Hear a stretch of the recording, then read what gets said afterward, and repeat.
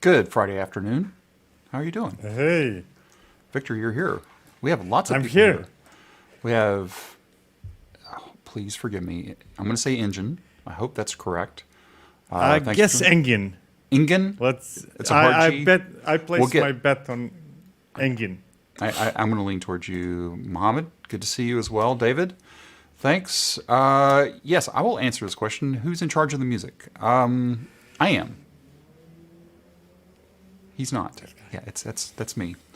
And it's funny, we were just talking about it a few minutes ago that we've been using this pre-roll for a long time. A long time. So I'm looking at redoing it. So that's the question is, do you want more like that? Do you want house? Do you want, what's it called? Trance? Do you want, I have everything all the way down to just lots of other cool little things. So it is automated. It's just a pre-record. It's a video that we play, but it's all baked in there. So there we go. Hi, Tamam. Good to see you. Victor mentioned an idea about a better CI/CD pipeline experience a while back. Any progress? We'll get to that. We'll get that. Super good to see you. Great music. Thank you. Yeah, what do y'all like? Do you like more rock or what do you want? It doesn't matter. Just let us know. By the way, you can put it over in the chat. And just in case you don't know who we are, my name is Darren. This over here is Victor, and we are did I do that right? No, there we go. I have to put it right there. Right there. We're the co-host of a podcast called DevOps Paradox, and on Wednesdays that podcast releases at 6 a.m. Eastern, and on Fridays we do this for now while we're not traveling. But you're getting ready to travel, like in person somewhere. You're muted. Yeah. Oh, yeah. I'm traveling. I'm starting from March. Beginning of March starts my. I'm going back to traveling. Not as heavily as before, but back to traveling. Yeah. So we might miss a few Fridays just in case. Of course, well, I don't know. Are those weekends or are they weekdays? Do you know? Traveling? Yeah. Both. No, Both. the next one is both. Thursday to Sunday. Oh, okay. So we might skip that week, depending. We'll have to see. Yeah, I need to figure out the schedule over there. If there's nothing going on at the same time, then I'll be here. Oh, okay. This is funny. My mind has learned to associate that music with this channel. Fine. It's funny because all right. The video runs for 9 minutes and 17 seconds. Don't ask me why, it just does. And well, I can tell you why. But I can walk around. I have a whole process I do during that 9 minutes and 17 seconds. I go and get my drink. I plug in my ears. Victor goes and does something else. But then once that last song kicks in, it's like I can look down and see Victor's getting ready. I'm getting ready. So that would be the problem, is we'd have to retrain ourselves again. I don't know if we can do that. I don't. Maybe. We'll see. Okay. Let's get into this week's episode that we had. We had Dean on it. Dean was our very first guest for 2022.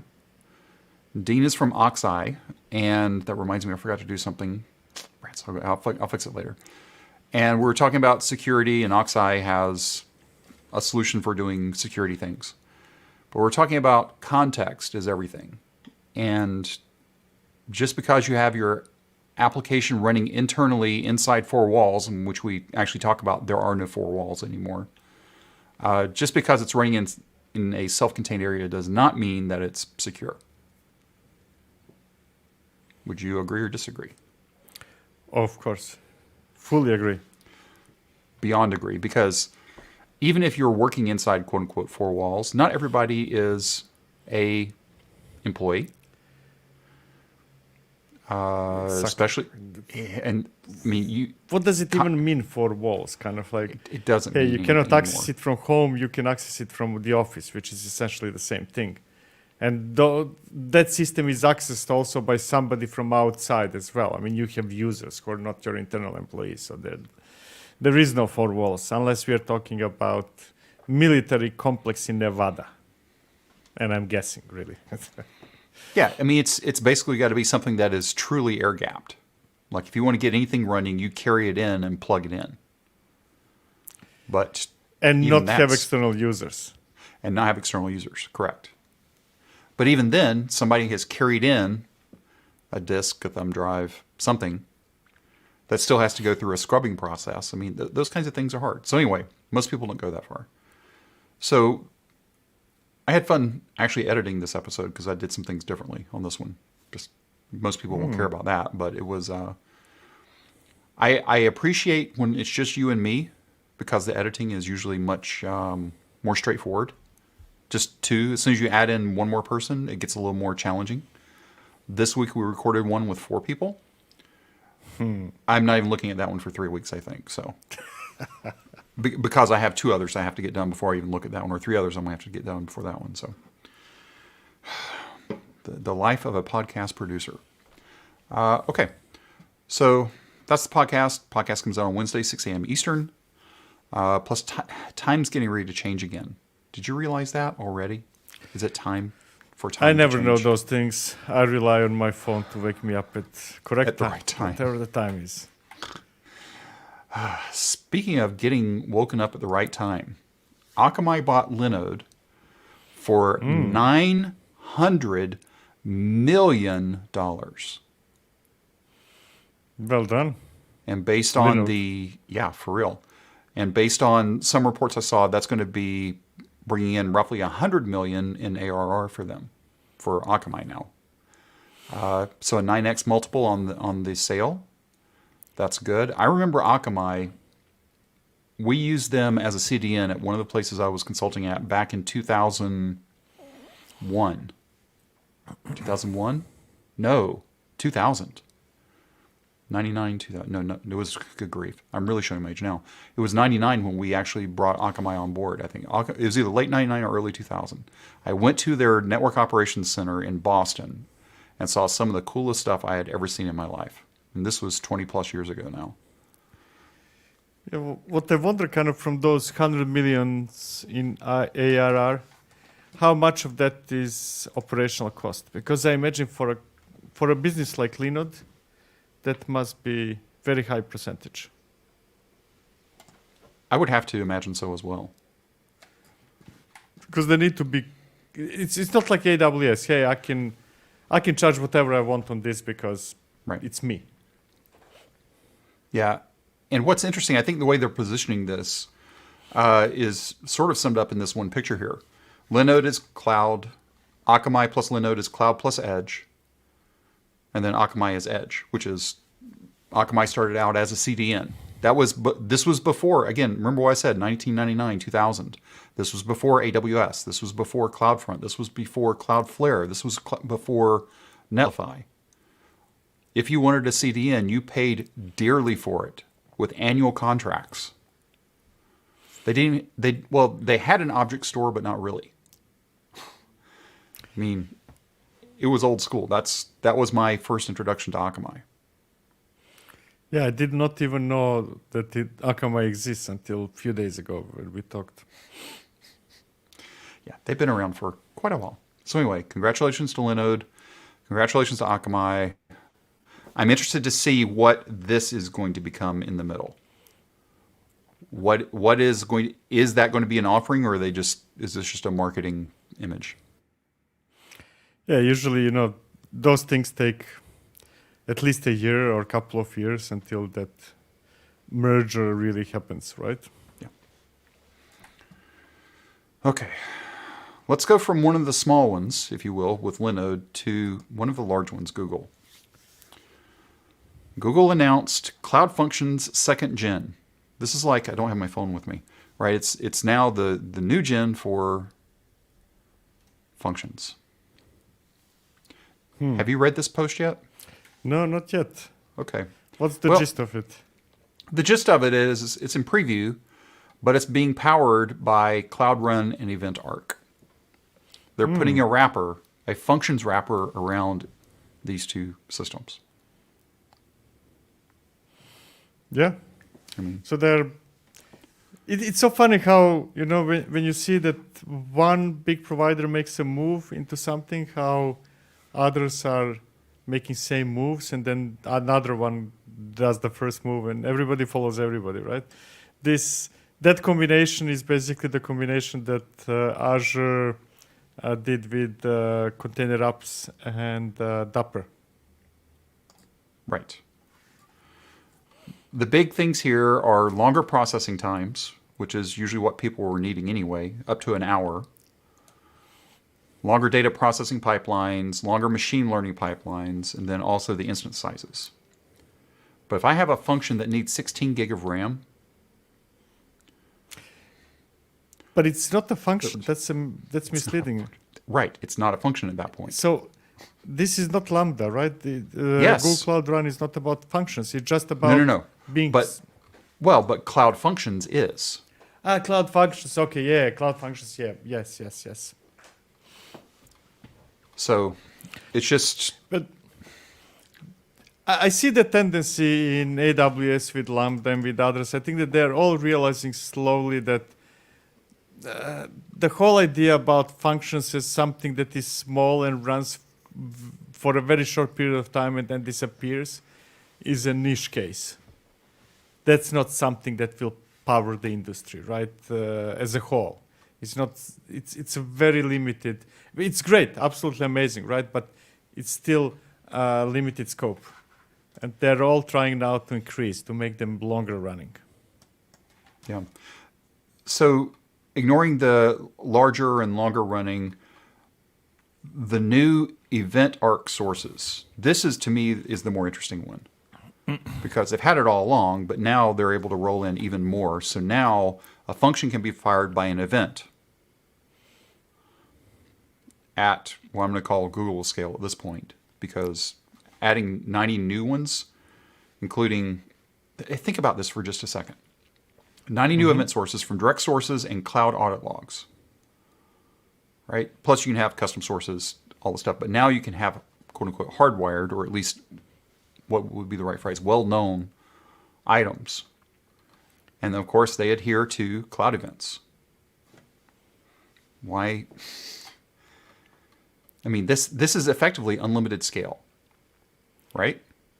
Yeah, it's unlimited scale and we're all moving slowly without even knowing towards event-based stuff. Whatever the stuff is, whether we're talking about functions, long-running applications, or this or that, events. And what did I miss? Yes, events. And more events, yes. Do you see a trend here? We'll see a trend later, too. Built using build packs and functions frameworks, portability to run your functions anywhere. I think it's time for you to do another video about cloud functions, but it's public preview, right? So it's public preview, so it's not GA yet, but knowing them within at latest 6 months, I think would be is when it would hit GA. Probably 3 to 6 based on what I've seen them do. Exactly. So cloud functions, maybe this is the right cloud functions, right? Yeah, I mean, it's not right or wrong. Cloud functions have a place. I'm just saying that it's a limited place. Yeah. Okay. One more thing from Google. Actually, 2 more things, but this is the second of 3. Changes coming to kubectl authentication in GKE 125. Oh, now, this is interesting. What is it? Well, it boils down to right here. To ensure separation between open source version of Kubernetes and those versions customized by providers, the open source community is requiring that all provider-specific code that currently exists in the code base be removed with 125. As it should be. As it should be. Which, while this causes a number of changes on the server side, there's also one that affects kubectl, kubecontrol, kubectl. Okay, that's out of the way. There's going to be a new plugin called GKE gcloud auth plugin.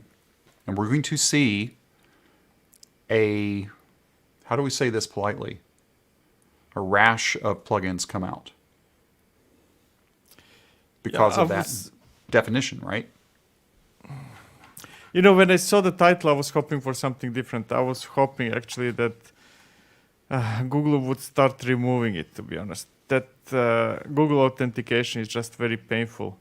Very, very painful. I mean, it's not painful for you as a user using kubectl. But once you start building some type of software that is Kubernetes related and it needs to authenticate to Kubernetes, then you create, okay, so this is how you authenticate to all Kubernetes clusters, and you need to create something separate for Google. I'm now speaking from the perspective of building third-party applications, right? Google authentication is just painful because it's different. Yeah. It's Google though, so whatever. Yeah. So anyway, there's all the instructions. You can go ahead and take care of it now and start using it. There are some potential errors. So this is a good overall article, but if you're using GKE,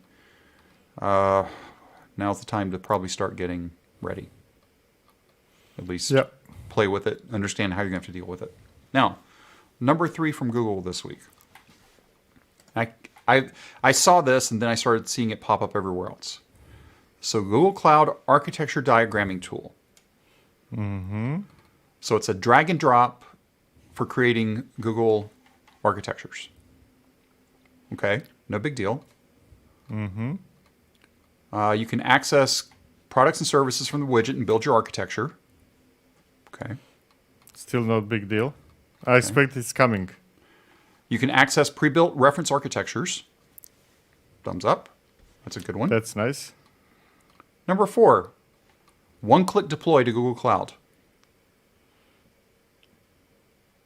That's scary. Kind of, I don't know, I sound like a broken record, but I've been telling everybody kind of, why don't you just, why don't you do one-click something, but then apart from doing that something, why don't you create manifests in whichever format you want, so that it's one click, stores it in Git and does something, whatever that something is. I don't care. Because there are other people in your company who are going to be very disappointed at you for doing one click something without having any trace of that something. I know. Ingen brings it up. It's Excalidraw, but Excalidraw on steroids. I was good up to 4. I mean, it's okay. I will put it this way: if you're just now coming to GCP or fill in the blank provider, would I rather have a tool like this to where I lay it out and punch a button just to see how it works, or do I want to go through the consoles and figure out how to create the stupid things? I feel that the first step is go to console always, because that's how you learn, right? And then the second step is not this. The second step is Terraform, Pulumi, Crossplane, whatever you want to use. Doesn't matter, right? Kind of this is somehow intermediary step that doesn't fit necessarily anywhere. But that's kind of philosophical question that I don't understand. Why nobody shows any interest to, among companies that create UIs to actually interact with Git? Why is that? Am I going crazy kind of that I'm the only one who thinks that would be really cool? It seems like it would be logical. Imagine if that okay, so here's a question for you. Okay. Let's say that you're using Terraform. Whatever. I'm using it as an example, right? Yeah. And imagine that this is spitting out Terraform manifest. Okay. Wouldn't this be absolutely awesome? Well, heck yes. Yeah. It would still be a one click. It would, behind the scenes, it can execute Terraform apply, and then you still, as a user, it's still a single click. Yep. But there is that additional option that, hey, this is what I actually did. Throw it to trash or store it in Git or, I don't know, put it in a trash can and burn it. Do whatever you want with it. Yep. Because, and the curious thing is that something is generated in that UI. Something, even if it's direct invocation of Google API, there is some command, something is happening. Why don't you give me that something? I know that it would make more sense. Karan brings it up here too. UIs and clicks violate DevOps a bit because they're not repeatable and there's no desired state. That's the Exactly. key part. There's no desired state. But this is the part where I argue with people, and I think that the way how I explain things often ends up being understood as if I hate UIs. I don't. I use Visual Studio Code. That's a UI. I use CLIs. That's a UI. And if tomorrow somebody would enable me to get the manifest so that I can store it in Git, I would use web UIs as well. Yeah. I like simpler things. I think that clicking something is so much simpler than me creating manifests from scratch. I want to click. I just don't want that to leave no trace. Right. Brings up the point here. It's citizen no code infrastructure as code. Yeah, that's what it is. Sadly it is. But okay, let's move on from this because well, actually you're becoming more sad by the moment. It's cool. I'll give them that. Right. I'll give them a 3 out of 4. But I can't give them the fourth one. Yeah. Krius. I hope I'm saying that right. It's an open source project, brand new. It's a CLI to manage Prometheus, Thanos, and friends across multiple clusters easily at scale. I don't really understand why you would care based on what we were just saying. Why do I need a CLI if I've got everything terraformed? Right? Yeah, again, same thing. It's a CLI, that's great. But again, I don't really understand why. I mean, I guess for some people simply, this is faster. So I guess people Agreed. like faster. Yeah. Why not faster? I mean, there are many reasons why not faster. Because it's slower on the long run, but Don't bring logic into the situation. EKS-Cutl is a great example, actually, of something done right. EKS-Cutl is probably the easiest and fastest way to create an EKS cluster, right? It's limited, it's only EKS, and it's only in AWS and stuff like that, blah, blah, blah. There are reasons why you might not want to use EKS-Cutl. But it's absolutely amazing. CLI, create cluster, blah, blah, blah, finished. But it at least allows you to specify config. It does. And under the hood, it's all CloudFormation.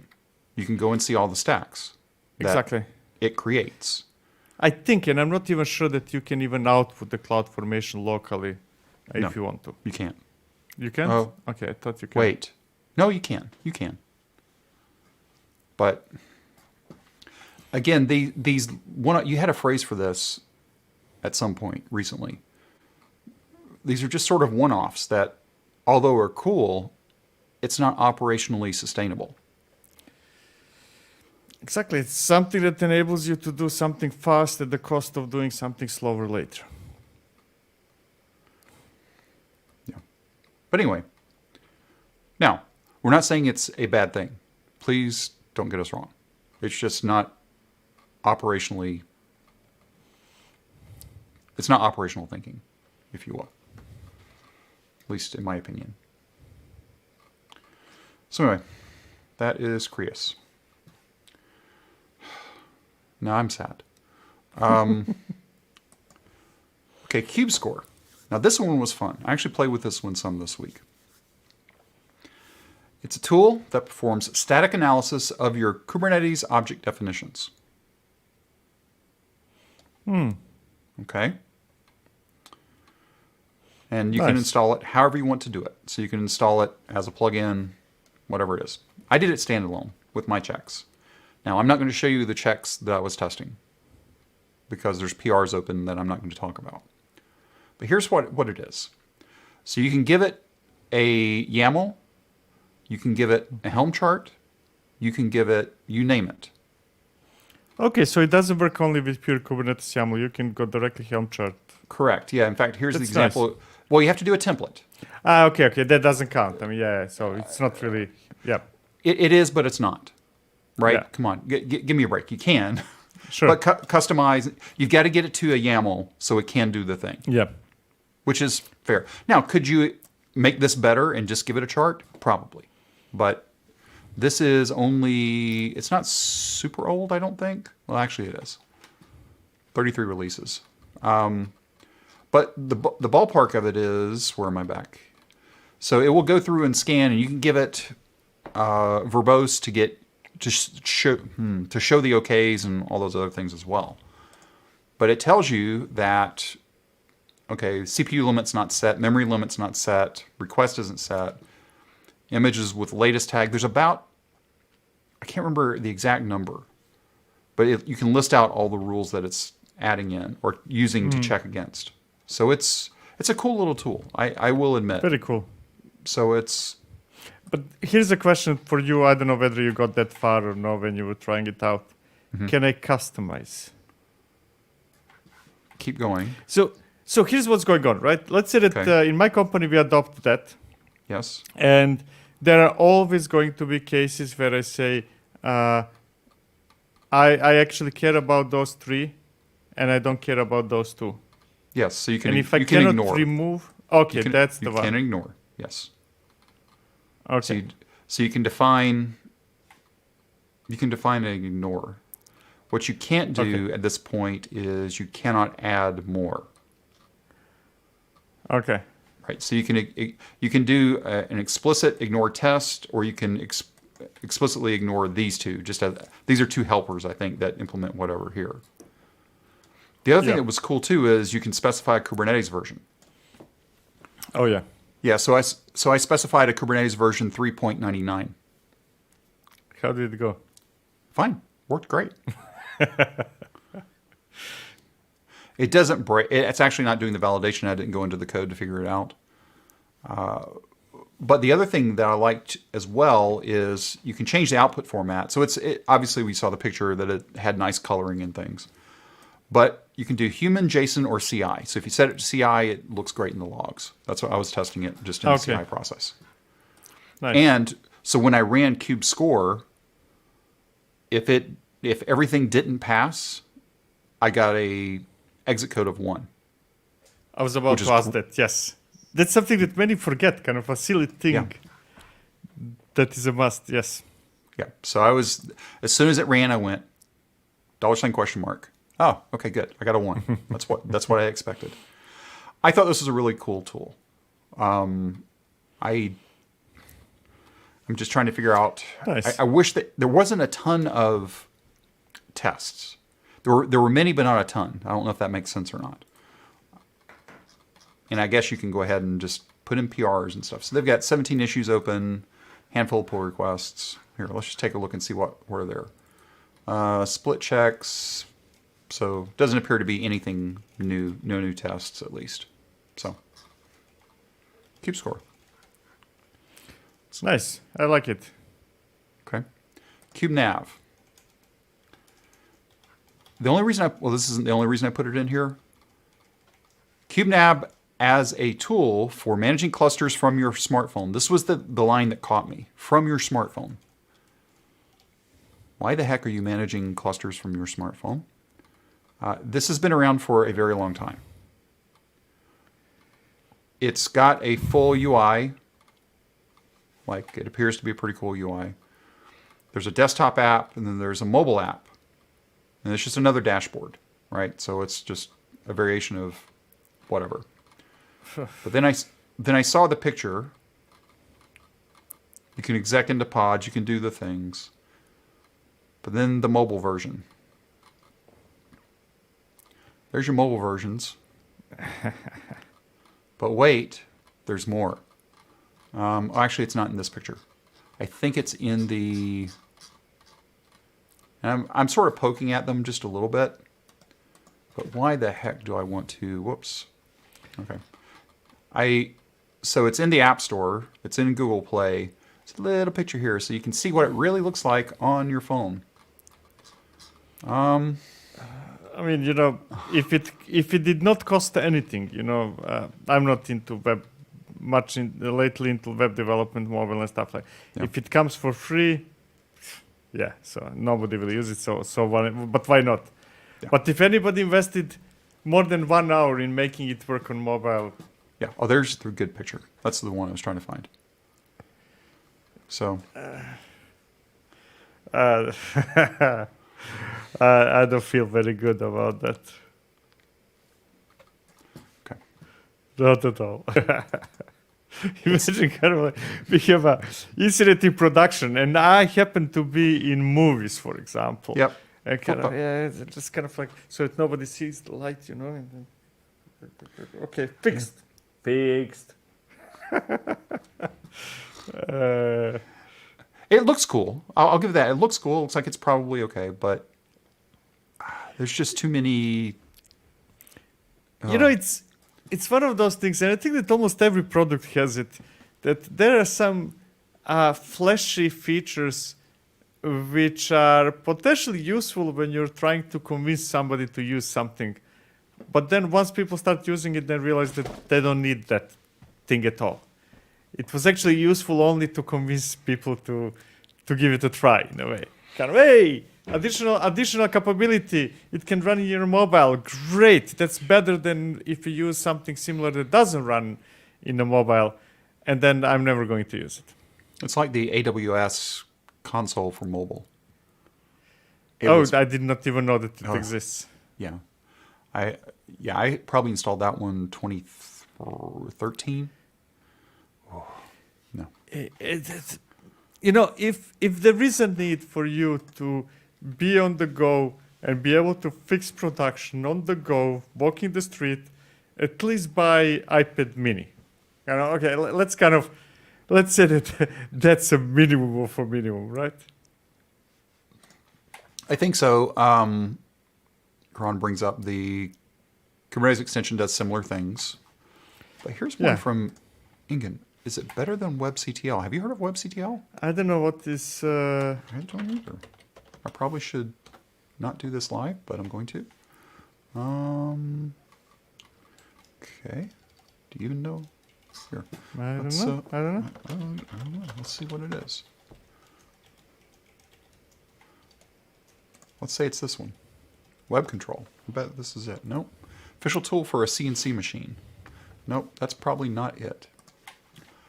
I have never heard of that. That's a new one for me. Huh. Okay. Another one in the to-do list. Yeah, that I can't find, but that's okay. I'll find it. And RedSab sort of rolls it up here. K9S is still the best. Using on the phone via SSH. Yeah. The thing I have not built the muscle memory with K9S to remember all the things to move around. That's the hard part for me. Look, I am incapable of writing more than 5 words on my mobile in a tweet or something without making an error. Whenever I tweet something from my phone and I look at the tweet, another typo.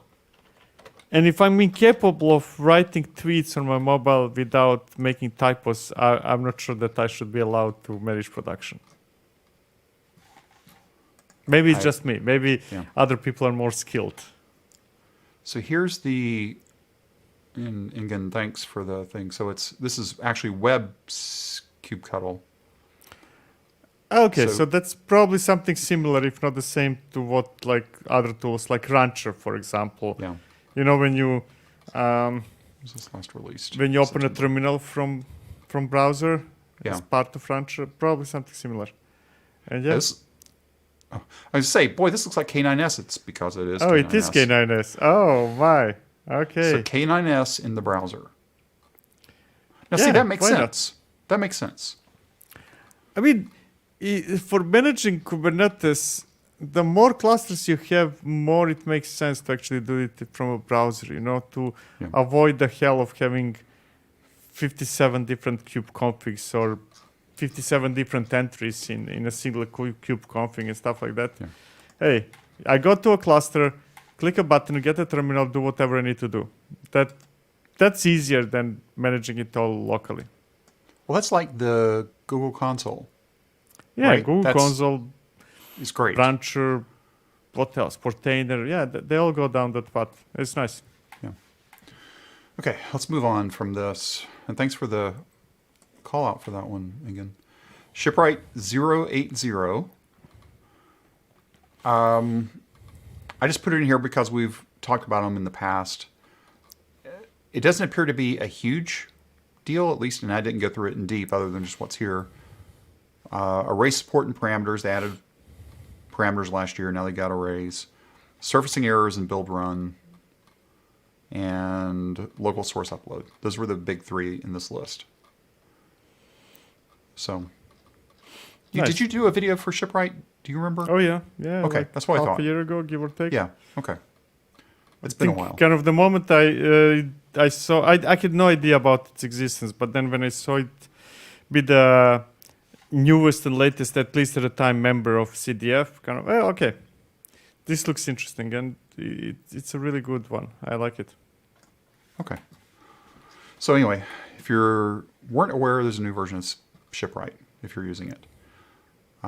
Opta. Now I saw some more news about this come out today that I didn't get rolled in here. But Opta is... Okay, let me ask this question here. Or then I'll go back. Is there a good way to integrate Shipwright with Jenkins? I don't know. It's I can tell you, it doesn't matter. Jenkins, I see somebody mentioned Argo workflows or any other. You execute a command in CLI, and things happen. That's all it so is. Yeah, it's exactly. And anything that can be executed from CLI can be integrated with any pipeline type of tool. By the way, hint, everything should be CLI in your pipelines. Yeah, Just precisely. putting that out there. Your weekly reminder. That's the way it should be. Okay, Opta. A new kind, are you ready for this since this is stomping on your toes? Mm-hmm. A new kind of infrastructure as code framework where you work with higher level constructs instead of getting lost in low level cloud configuration. Imagine, just imagine, being able to say that you want an auto-scaling Docker container. Okay, number one, there's no such thing as a Docker container. That talks to an RDS database. Instead of figuring out the details of the VPC, IAM, Kubernetes, blah, blah, blah, that's what Opta does. Nice. So you define what you want, and it goes off and figures it out. At least that's what they say. Yeah, I'm curious. I haven't used it. I need to check it out. This looks interesting. I'm curious whether it's kind of like Opta already created the recipe, or it allows you to create a recipe so that others in your company kind of use the recipe. In both cases, it's awesome, right? I like any tool that goes into that direction. Yeah. So AWS, GCP, Azure, and then local. Nice. So if you're on Hetzner, if you're on Alibaba, sorry, it's fine. I'm joking sort of, but the tutorials here, GKE upgrades, secrets, changing domains, CD, cron jobs, custom image, whatever. Lots of. Can you show one of those? Just any, just to have a feeling we'll do this one here just to see what it is. Kind of where is the manifest or something, whatever. Let's see. Okay. I don't see. So it's a tutorial that's a bunch of words. No worries. I'll yeah. check it out. I don't know. Okay. Anyway, so that's Opta. This was the other thing that I saw from a drawing perspective this week was Mermaid. I had not heard of Mermaid before. Have you? Nope. First time. Okay. Not about this. I mean, I heard about Mermaid, not this one, though. This is not the fish mermaid. Of course, are mermaids fishes, or are they... Never mind. A JavaScript-based diagramming and charting tool that renders Markdown-inspired text to modify diagrams dynamically. So there's an example here is, okay, here's my graph, A to B, A to C, B to D, C to D, and then it's going to render that for me. Oh, that's so cool. And over here on the left nav, you've got flowcharts, sequence diagrams, class diagrams, state diagrams, ERs, or ERDs, for those of us that still remember how to do ERDs. I remember spending lots of money on ERD tools. User journey, Gantt, pie chart. Yeah, they had to throw Gantt in there because it's Gantt. Now, I saw this. But then, right behind it this week, GitHub has a blog post about including diagrams in your Markdown files with Mermaid. And they go through this even more. So they show the exact things here. So here's the actual inline. So it's triple tick Mermaid. Is this in a README, in a repo? No, this is a blog post from GitHub. Yeah, but where do you put this? Oh, you can put it in the README. Because, if I remember the post, you can put this in the README and it will render it for you. Oh, I loved it. I'm in love, man. I'm trying to find it. Yeah. We achieved this through a two-stage. So yes. So if you were to put in theory... Yeah, 3 ticks Mermaid. There you go. And define it, then what's going to happen... Here we go. The raw code. What I don't see here is when we encounter code blocks... Oh, yes. When we encounter code blocks such as Mermaid. Yeah. It'll generate an iframe that takes the raw Mermaid, passes it, turns it into a diagram in the local browser. Oh, interesting. This is so awesome. Oh. And, well, actually, it was just these two things. So, yes. So, if you take a look at this one, so just looking at what they have here, add a Mermaid, you're doing a flowchart, here's all the things. Are you now updating all your READMEs right now? Is that what you're doing? I just did it. I put it on top of the... I'm so spiked about this. So Mermaid offers output differs and breaks between different browsers. I would believe that because it's JavaScript. Yeah. Right? So it's not generating an image. It's just rendering on the fly. Yeah. So it might be hit and miss, and that's actually okay. But if I go back to the docs here, does it use cases and integrations? I mean, even if I never display directly in browser, but just use that syntax to generate GIF. Well, that's what I'm trying to figure out. Is can you... Mermaid export, you passed it. Did I? Right here? Yeah, there you go. I'm guessing. Let's see. Adds a command, Mermaid export, converts the source to an image file. Yep. Yeah. So that already alone is awesome. If it can be generated on the fly, even better. Because how often did it happen that you find, maybe in your company or some project, a diagram, once it's created, nobody's going to update it, ever. Not because nobody wants to, but who wants to deal now with figuring out how to update and export it again and stuff like that. Changing a line in Markdown file, absolutely awesome. And we've seen some other tools like this, but this has been around for quite a while, actually. I don't remember when. Well, here, let's go to GitHub and look at truth. Last released 8 days ago. I've never figured out a way to go back to the first commit.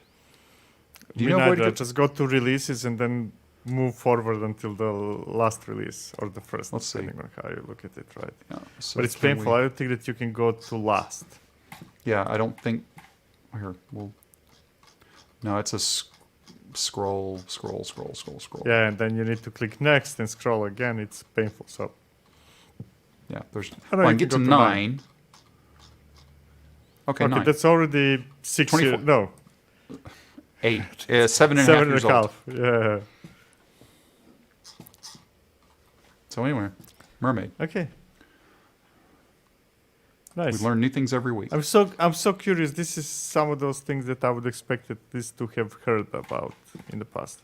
If it's already like almost more than 8 years old. Similar to plant UML. Yeah. That's okay. This one I thought was interesting was mergestat. Again, this is another one that I tested a little bit but didn't spend a whole lot of time with.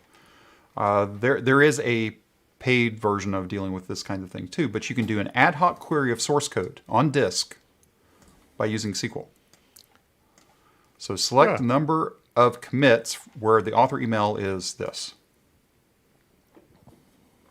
I thought it was pretty cool. Yeah, I mean, we might be arguing whether SQL databases are better or worse than some other, but SQL syntax is one of those things that everybody can understand. Even if you never saw it, then you never used it in your life, you can learn SQL syntax in no time. So that part I really like. If you ask me if I could choose, hey, how will you query, let's say, commits? Yeah, SQL, why not? Yeah, I mean, if just basics like what we're looking at here, if I tried to do this just using the get command line, I don't know how I'd even do that. I can't even fathom. We go back to supers here. You should get surfing keys. Have you heard of surfing keys? We'll look at it in a minute. Press G to scroll to the bottom, GG to the top. Surfing keys. It must be it's a plugin probably or an extension for the browser. Yeah, the browser. Okay. Yeah. Yeah, I need to get that. And yes, I do know how to use Vim actually quite a lot. I'm not great, but I'm okay with it. Jivadan, good to see you. Hey, hey. So mergestat, I think so if you're ever trying to figure stuff out, this is probably a tool that you might want to look at. Now, the last big tool of the week is JLess, a command line JSON viewer designed for reading, exploring, and searching through JSON data. So basically, the example here is you say, it's not even here. You just basically say JLess and you give it the file. You can't pull it live. That's the one thing you can't give it a URL, at least not the way I tried it.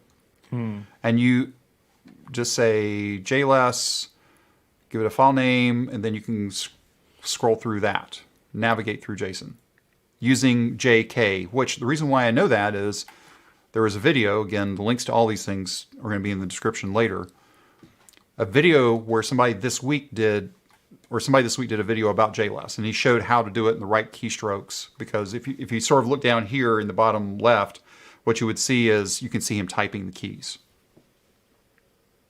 and navigating whatever it was that he was going through. Yeah. So it's kind of like user-friendly JQ.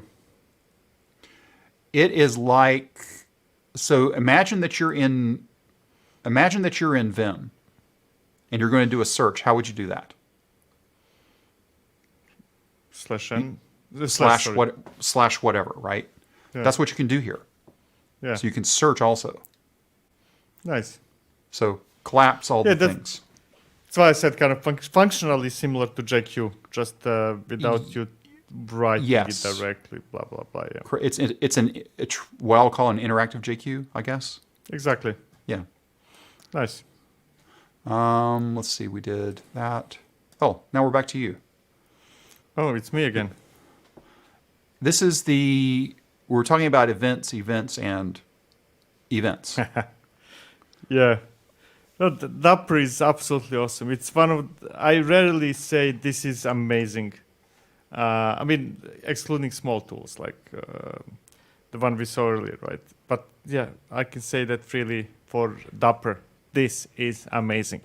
Dapr is absolutely awesome. Everybody should at least try it out.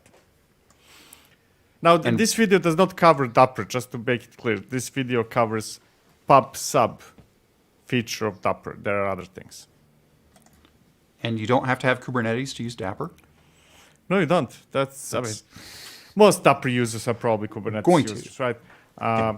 But it is nice because, among other things, actually, there is a very good use case for Dapr not being Kubernetes only, because you can establish communication between your apps that are not necessarily all in Kubernetes.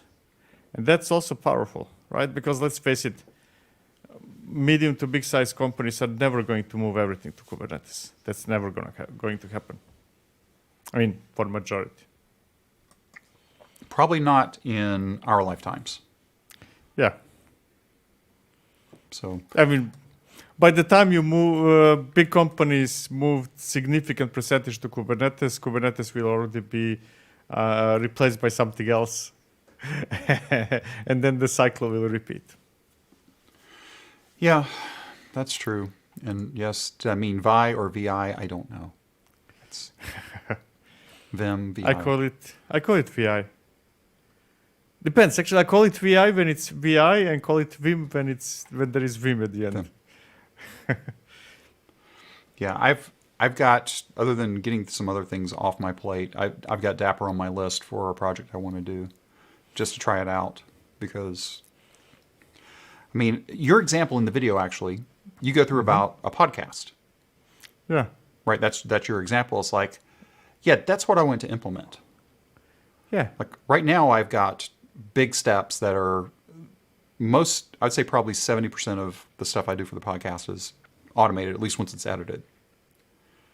I like to get that closer to like 95%, if not 100%. Yeah, but I don't think that particular example matches what you might need, because you would be probably better off with some kind of functions as a service, right? Because that simulation of Twitter app that tweets whenever somebody publishes some event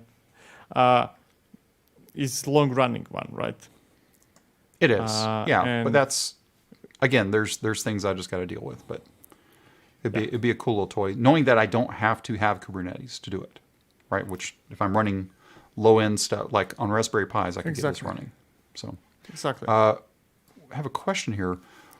What's the difference between Argo Events, Knative, Dapr? Aren't they all event-driven tools? So that's correct. They're all event-driven tools. So events are... So to begin with, Argo Events and Knative eventing, not Knative in general, they are events exclusively, right? Dapr is more about communication between applications, and then events is one of them. Right, so the Dapr scope is bigger than Argo Events and Knative eventing. Okay. And you still, what also makes, especially with Argo Events, I haven't used Knative eventing in a while, but it's almost effortless with Dapr, right? With events, you need to really invest time to set it up. And Dapr was just magic. Yeah, it's just kind of like config file saying this is my storage in the example of the demo. This is where Redis is, and you just annotate application. Say use Dapr. There is no other config. There is nothing to configure except to say use Dapr. That's absolutely awesome. Yeah. My brain is not advanced enough to comprehend difficult things. So if it's easy, it's always a bonus in my book. It's better. Javon says, would love a podcast on the topic of gear. Mics, cameras, recording. We could do that. You can do that, yeah. I was looking for one. I didn't know if people wanted to hear about that or not. But also, that's very visual. That might be better for a live stream. You know, kind of like... be. I'd have to get a little more aggressive. Yeah. I'd have to get aggressive on that just because it would be challenging. Like, you're showing your mic. There's my mic.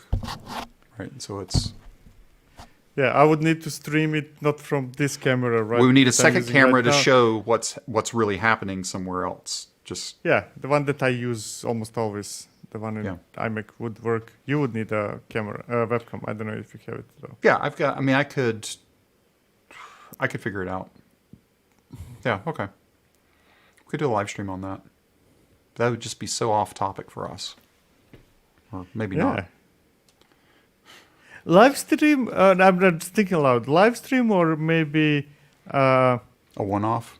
Maybe the introduction. You're an audio guru. You can answer shitload of questions. Not a guru. You know everything, man.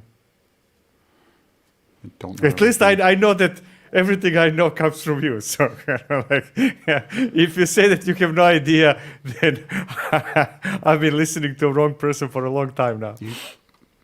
Yeah. Maybe off topic, but it would be fun. It would be different, that's for sure. An AMA would be cool. Okay, we could do that. We'd probably do that. I don't know. I have to think about it. Yeah. I'm not opposed to it, for sure. Just got to think through it. Okay. I guess that's it, right? Let's say that's it, because I've got to get back to work. My lunch hours are spent hanging out with everybody on Friday, so it's time to get back to work.